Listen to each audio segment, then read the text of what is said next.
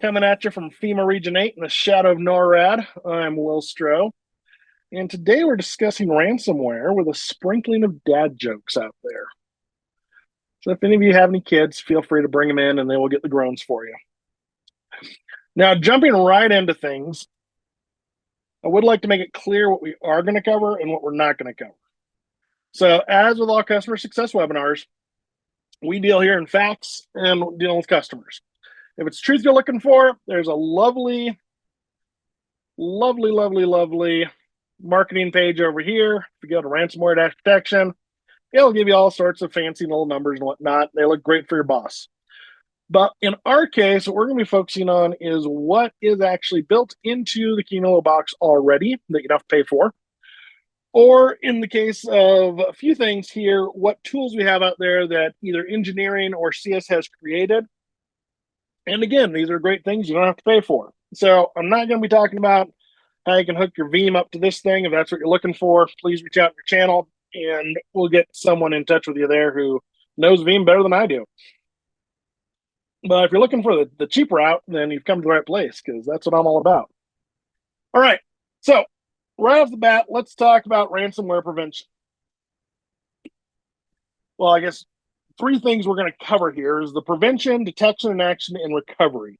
And you can go into each of these as we will here, but keep in mind, it's not a case, and I think it's got thrown into the blurb there. It's not a case of when it's going, or if it's going to happen. It's more of a case of when it's going to happen.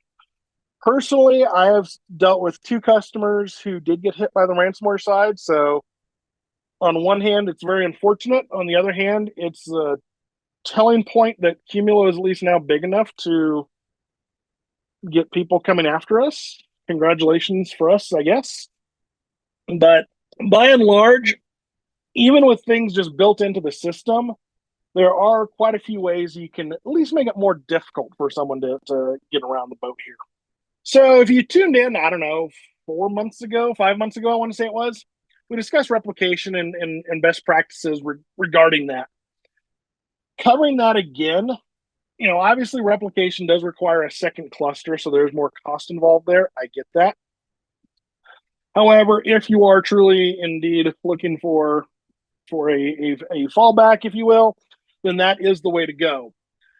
Now, I will say you can do it on-prem or you can do it in the cloud. Certainly, growing up in the realm of, I want to date myself here, of having tape backups kept off-site somewhere, so that if your main data center either burns to the ground or, in our case, got flooded on a yearly basis, all your data wouldn't be lost. Note to the wise out there, don't build your data center in the basement of a building on 16th Street in Denver, Colorado. So you can certainly replicate to an on-prem. You can also do it straight to the cloud. Now, we do have one customer who they have a cron job set for their cloud boxes that turns them on, runs them for a few hours, and turns them off again. So that's certainly, there's things to look at here where you can look outside the box and keep things on the cheap side, if you will. Now, if we go back to the main topic at hand here, it really does come down to the policy-based versus continuous. So if I talk exclusively about continuous replication, the way that works on the Qumulo side is effectively every minute we have a job that kicks off, replicates from source to target. Great. Works like a champ. What that doesn't do for you is it doesn't give you any sort of backlog of replications, if you will, or snapshots on the destination side. So I always recommend to customers when we're first setting things up, always start with a policy out there. It's not difficult to set one up. And if you don't end up really using it that much, that's fine too. But let me go back one here. But certainly, let's hop on a box here just for grins.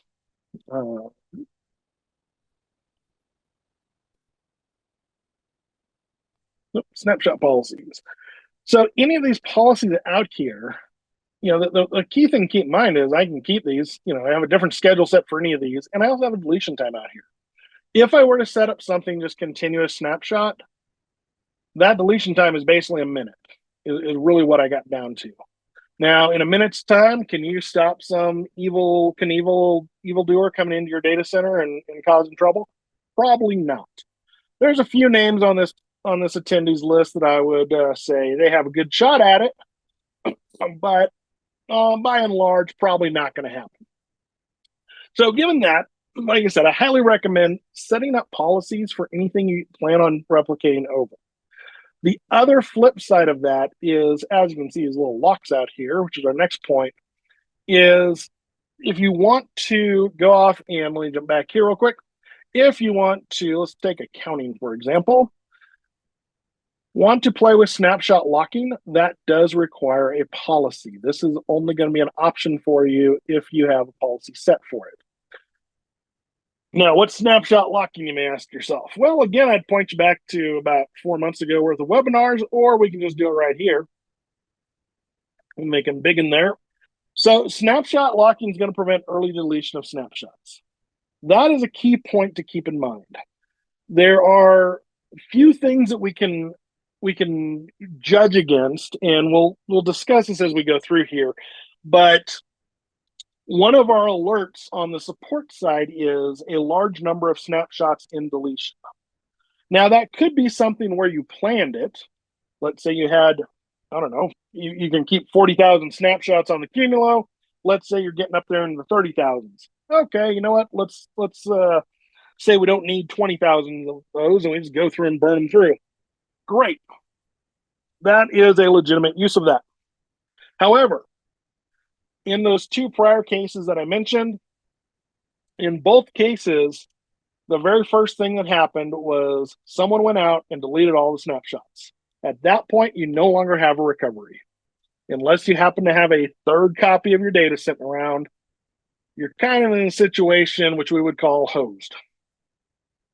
So there are, with the snapshot locking, it requires a separate key to unlock any snapshots and change that modification time, or that deletion time, if you will.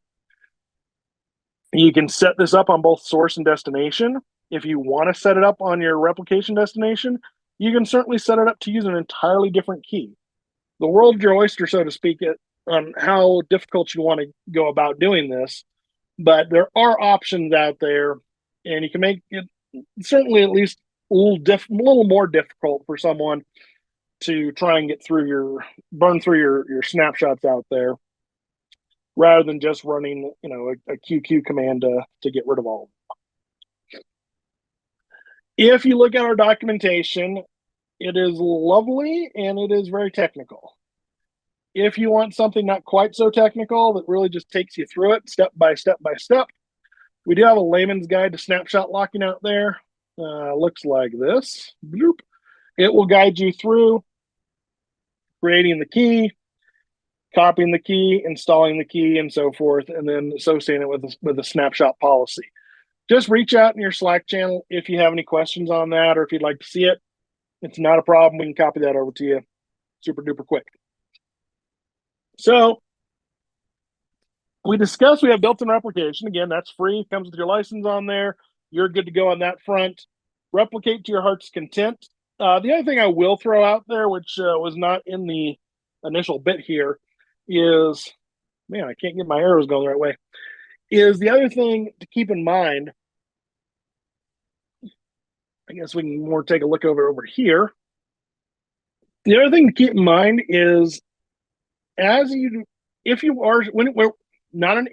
you are setting up policies, because I know all 20 some odd of you are going to go out and set up policies tonight, I would highly recommend setting these up on a more, I'm going to call it a lower level directory than on a high level directory. So in this case, if you look at brain stuff and accounting, both are coming out of the Sync01 directory. But because I have the policy set up on Sync01 accounting, I'm able to say, hey, you know what, let's do that every 4 hours. Whereas brain stuff, apparently that's not as important. We only do that once a day for the schedule. Now, with that brain stuff, we also hold on to it for 90 days. Now, in another situation here, if I had an NFS directory of home directories, maybe I don't, those have some amount of concern to them, but maybe I'm not terribly concerned. I can set that deletion time up for, a week maybe. Whereas if it's my R&D data, obviously that's going to be a little more important, presumably. and I'd set things up for that in a different manner. Now, again, these snapshot policies, this does not require that I set up a replication with it. You can just set these up separately. You don't need the replication portion. So if you don't have a separate box to go to, at bare minimum, I would highly recommend setting up snapshot policies out there. So one, you have known good points in time, if you will. And two, you can also go through and lock those snapshots. We did have a customer the other day who inadvertently kicked off a delete tree, and had they had some sort of snapshots out there, it would have saved them a interesting conversation. But unfortunately, they did not, is my understanding. And so at that point, there's not a lot you can do, unfortunately. Alrighty, moving along. And certainly, if you have any questions, my good friend Adolfo's out there. He is free to pick those up. Oh, and I see we actually have a couple out here. Cool. So let's pause for a second, take a look at these. Is there a limit to the number of snapshot policies? There is. It's a very, very, very high number. So it's not so much a logistical limit as it is a UI limit. If I had to guess offhand, my guess is going to be it's sitting around 100. That is the point where replication historically has had issues loading up in the UI. So when we load up the replication page in the UI, it goes through and looks at those replication commands out there, replication list source relationships, pulls up that JSON and loads all that stuff into the UI. At about 100 is where it starts being a little laggy. If you are a keyboard commando and like to do everything on the CLI, it's a non-issue. So that's why I say it's a kind of a fake limit in the sense of it'll lag the UI, but again, if you're doing it from the CLI, non-issue there. All right, another one out here. If snapshots are locked and an attacker tries to delete large numbers of them, will the CS team be alerted? Yes, we will. You have looked ahead in my slide deck, apparently. We'll touch on that in 1 second here, and we'll let you know what we get alerted on and how we go about doing that. So hold tight. So before we get to the answer to that question, let's talk about detection action. We have a couple different ways we can detect these things, and we have a couple things we can do that are built into the box. So the first one is with any recent version, I want to say it's 6.2, but someone can feel free to correct me. We introduced multi-tenancy. This gives you tenants out there. So you can set up your R&D division who only uses NFS, for example. Maybe we only want that tenant to have NFS access to it. The side benefit of this, and well, let me back up. Every cluster at this point is going to have tenants out there. So if we do, oh, that's triple Q.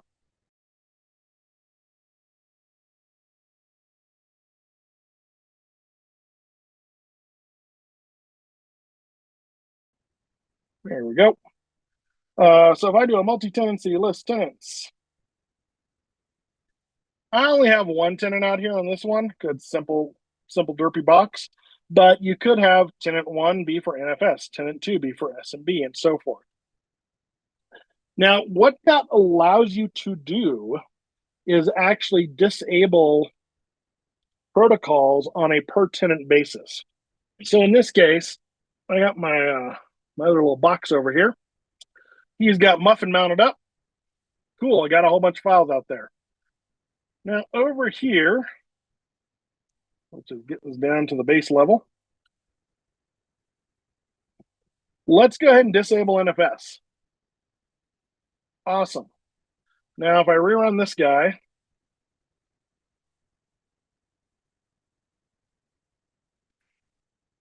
see, NFS is no longer here for tenant 1, disabled, which you also get over here. Now what happens to this joker over here? He goes out into Never Never Land and hangs out there until something happens. His timeout value is unreasonably high, so that would eventually fail out there.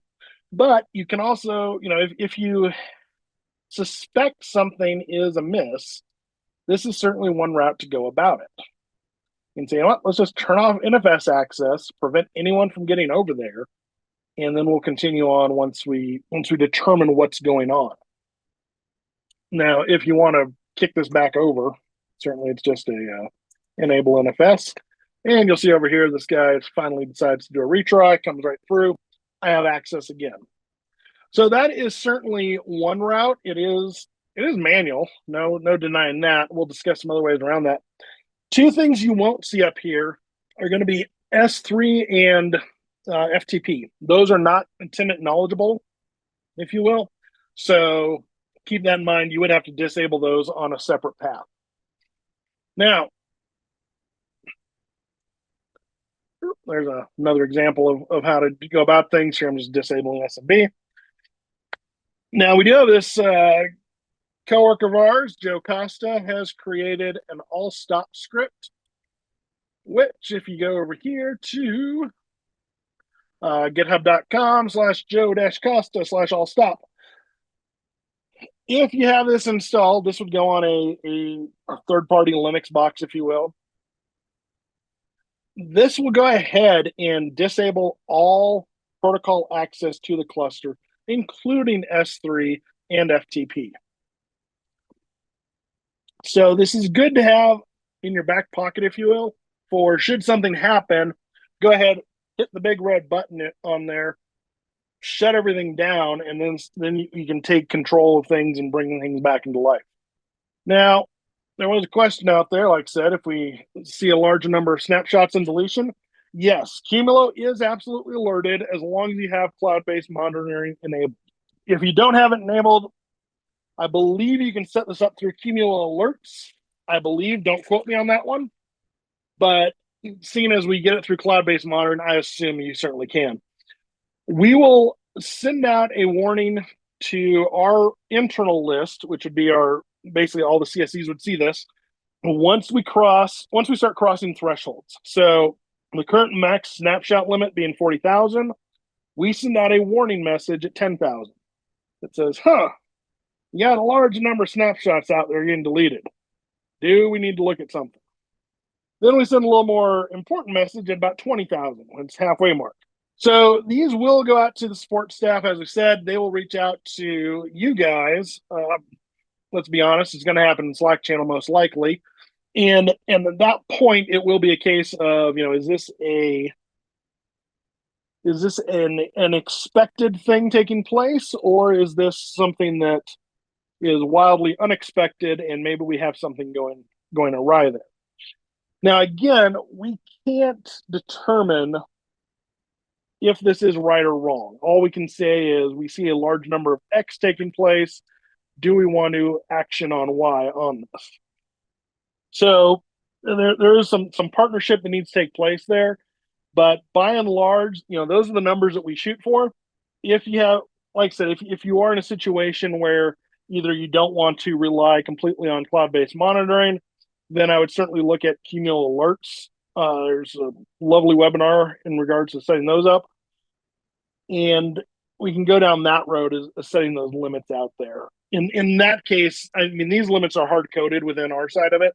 So you can probably change those also if you want it to kick off at, say, 100 snapshots during delete. That's going to be one of those, what's best for your business at that point. Alrighty. Restoration of things. So at this point, we've gone through what we can do to prevent things up front. Should some troublemaker get through that, we've discussed how we can bring things to a halt. Once we get through that, kick the bad guy off, then at that point, let's restore things. So at present, the option we really have to go through the restoration is going to be the Qwalk script. You could certainly copy and paste out of a snapshot. That is going to be slow. Any of you that have been around a while, you certainly probably use the Qwalk script to set permissions out there, but you can also use it to restore data from a snapshot to a new directory out there. And we have it out there as, about 150,000 files per second, up to 6,000 directories per second. So it is a fairly fast operation as far as processing.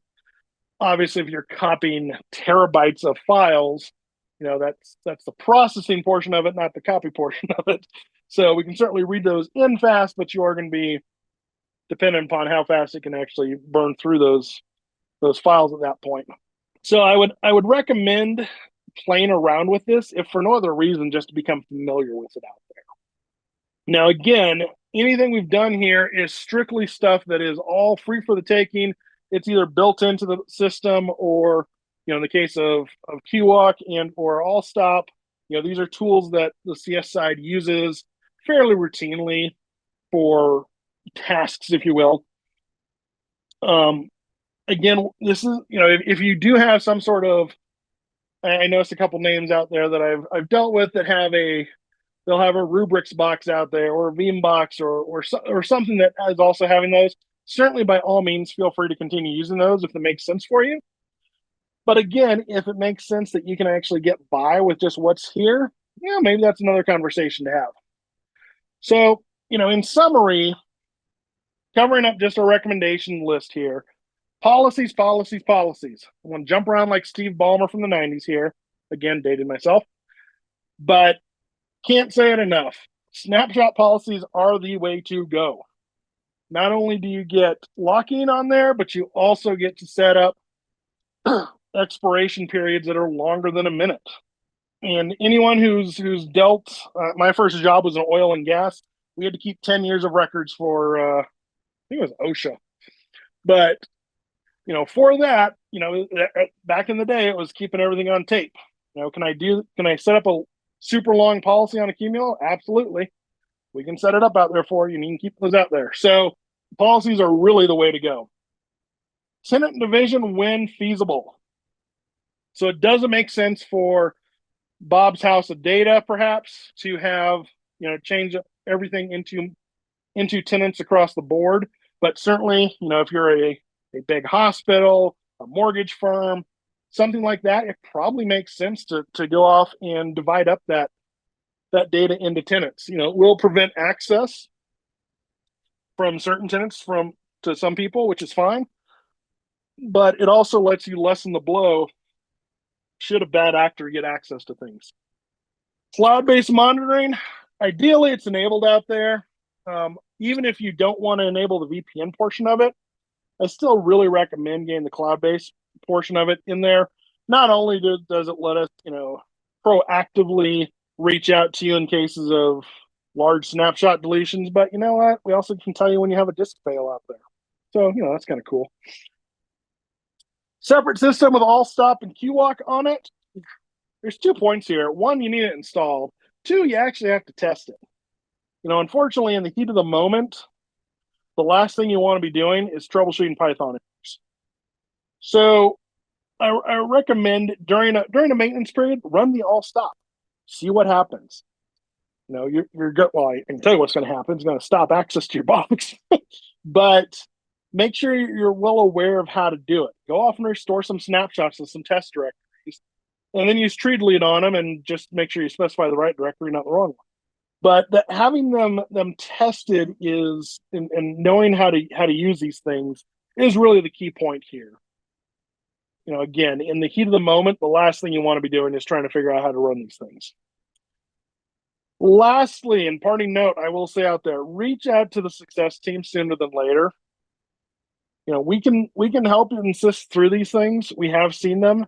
Like I said, unfortunately, we have had multiple incidents where customers have been bit in ransomware situations. It's never pretty, but it is something we know how to work through. So by all means, please reach out to us. And if you don't have a Slack channel, there is a phone number listed out there on the Qumulo website.